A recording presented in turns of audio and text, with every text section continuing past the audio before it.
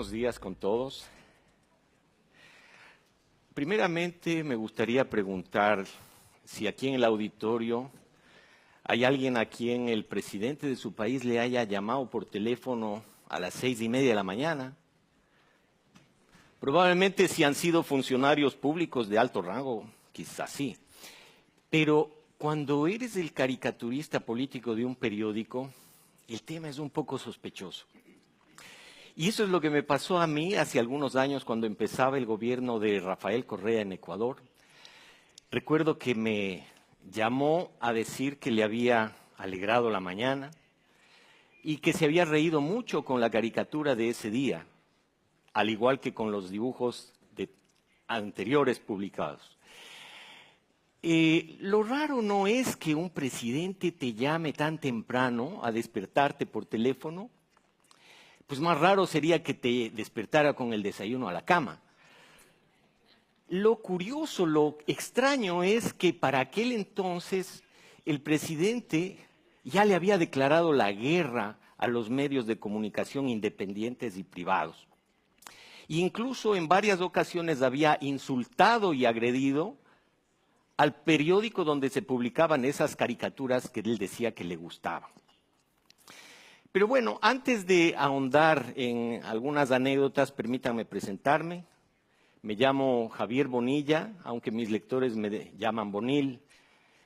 Mi familia me dice Javier. Mi esposa me dice mi amor. Y el presidente ahora ya me llama cobarde, sicario de tinta, mentiroso, corrupto. Y definitivamente ya no me llama por teléfono. Pero no quiero que piensen que yo he venido aquí a contarles la historia de un caricaturista que tuvo la mala suerte de caerle mal a un presidente, no. Yo he venido aquí a contarles las dificultades que pasa la libertad para expresarse, para asociarse y para hacer periodismo en mi país. Tan menoscabadas han estado esas libertades desde hace 10 años que incluso se ha llegado al extremo de sancionar y procesar a un caricaturista, como es mi caso. Les voy a pedir que por un segundo cierren los ojos y piensen en una imagen cuando yo les diga las palabras periodismo y medios de comunicación. Probablemente todos coincidamos en ver televisores, periódicos, computadoras, seres humanos, en fin. Pues el presidente y su gobierno no ven eso, ellos ven maleza. Dicho por su propia boca, la prensa es una maleza. El periodismo es una hierba mala, una plaga que debe ser controlada todos los días. En efecto, desde los 3 mandatos anteriores del presidente Rafael Correa, unilateralmente él les declaró la guerra y los consideró como sus enemigos. Y fue así que con la mayoría legislativa a su favor, creó una ley de comunicación, una ley orgánica de comunicación muy restrictiva con el propósito de amordazar y controlar a la prensa. Curiosamente, el primer sancionado con esa ley fue este caricaturista. Yo recuerdo que había hecho un dibujo sobre el allanamiento al domicilio de un asesor parlamentario ordenado por el presidente, acusado de haber hackeado los emails de la presidencia. Coincidencialmente, este mismo personaje, tiempo atrás, había solicitado que se investigara penalmente, digamos que se solicitara la responsabilidad penal del presidente en unos hechos de violencia con muerte en su periodo de gobierno. El demandado denunció que se habían llevado las computadoras, los equipos tecnológicos que contenían información sobre hechos de corrupción del gobierno. Entonces yo lo único que hice fue recoger eso en mi dibujo y lo publicamos. El presidente se puso furioso y públicamente dijo que nos iba a demandar. Efectivamente así sucedió. Dijeron que con la ley de comunicación se defenderían. y sancionaron al periódico en $95,000 de multa por esta caricatura. Y a mí me obligaron a rectificar o corregir mi dibujo, lo cual fue maravilloso porque pude hacer una versión mucho más divertida que la primera. Bueno, mi esposa lloraba, son gente mala, decía, cuídate. Mi madre, que es muy cristiana, decía que arriba tenía influencias y que yo estaría protegido. Pero finalmente yo lo único que tenía para defenderme era esto, mis lápices. Y fue así que acudí ante las autoridades y construí 2 lápices. Uno, el que queremos los dibujantes, el periodista, y el que quieren los censores. En otra ocasión,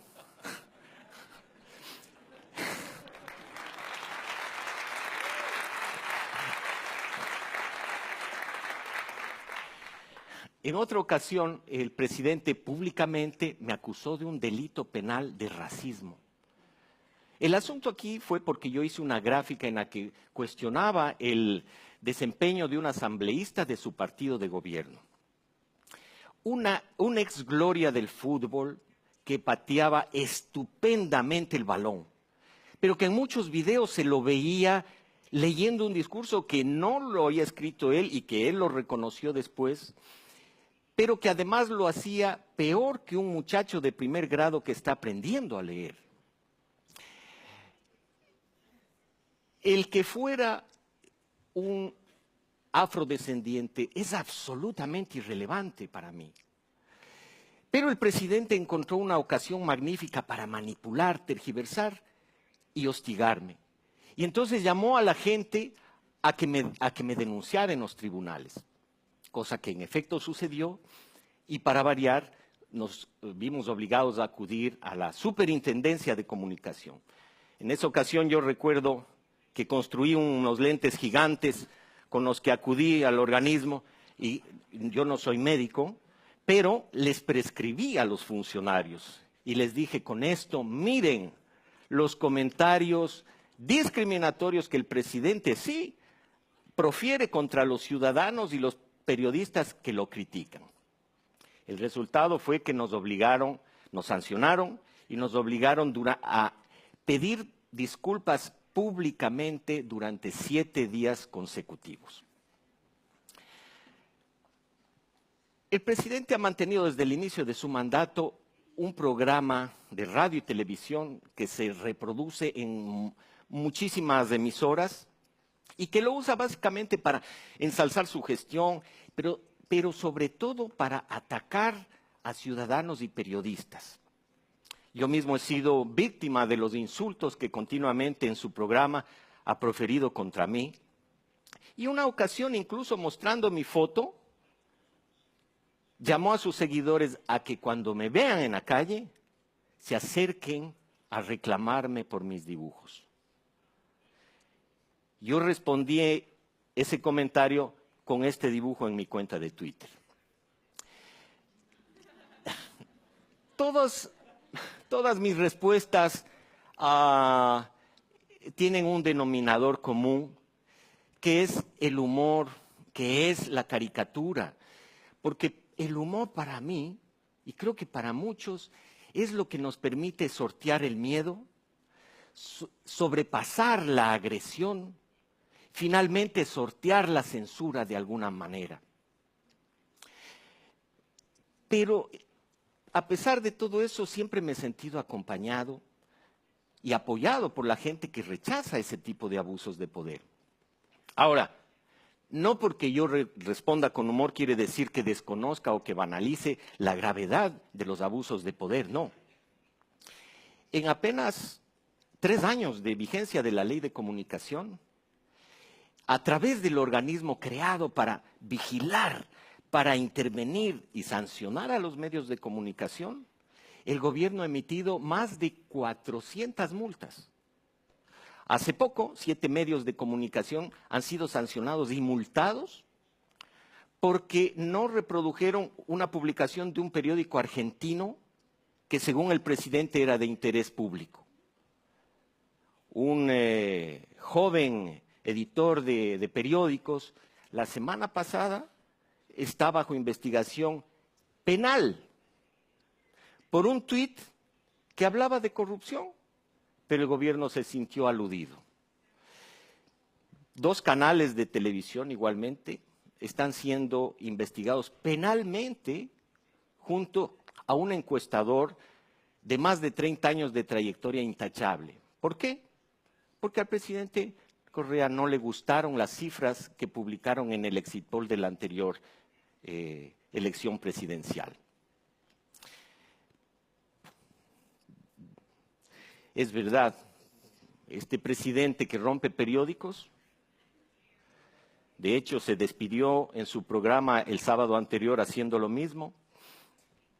Este presidente que pone juicios por 80 millones a un medio, ya se va. El 2 de abril pasado hubo elecciones en Ecuador y se declaró vencedor al binomio gobiernista. Uno podría preguntarse si acaso toda esta arquitectura institucional y legislativa va a cambiar.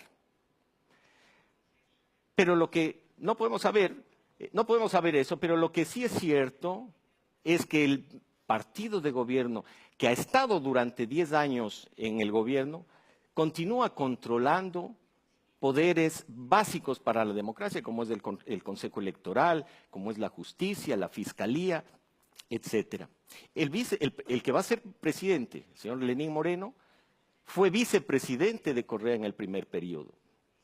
Y el vicepresidente saliente, Jorge Glass, no solo que va a ser nuevamente vicepresidente, sino que además ha sido la máxima autoridad durante 10 años que ha tenido el control de todo el sector energético y petrolero y sobre quien pesan graves denuncias y sospechas de corrupción. Mi pregunta es, si en un entorno de control omnímodo por parte de un partido podrá haber, por ejemplo, una investigación imparcial de estos hechos. Amigos de Freedom Forum, en esta ocasión yo estoy frente a ustedes por un motivo apremiante. Y es porque en Ecuador, desde hace ya algún tiempo, se ha venido siguiendo y aplaudiendo el libreto que ha llevado a Venezuela al caos, a la violencia y a la miseria. Hace poco, en Ecuador, se aprobó la creación de una Fuerza Armada Especial. Grupos de ciudadanos civiles armados que no rinden cuentas ni obedecen a la policía ni a las Fuerzas Armadas, sino al Poder Ejecutivo, con el argumento de que hay que proteger a los funcionarios públicos. La comunicación ha dejado de ser un derecho fundamental. Para lo convirtieron en un servicio público, como el agua potable, como la recolección de basura. Ahora el Estado tiene la potestad de regular la concesión de esos servicios. Es inevitable evocar con esas fuerzas armadas, civiles, los colectivos bolivarianos, venezolanos, que impunemente hostigan y asesinan en Venezuela. De modo que yo tengo un pedido para todos ustedes, para los miembros del Oslo Freedom Forum. Incluyan a Ecuador en la conversación, pónganle en ojo a mi país, no nos dejen solos. Yo por mi parte me comprometo, lápiz en mano, a hacer una caricatura a la vez. Muchas gracias.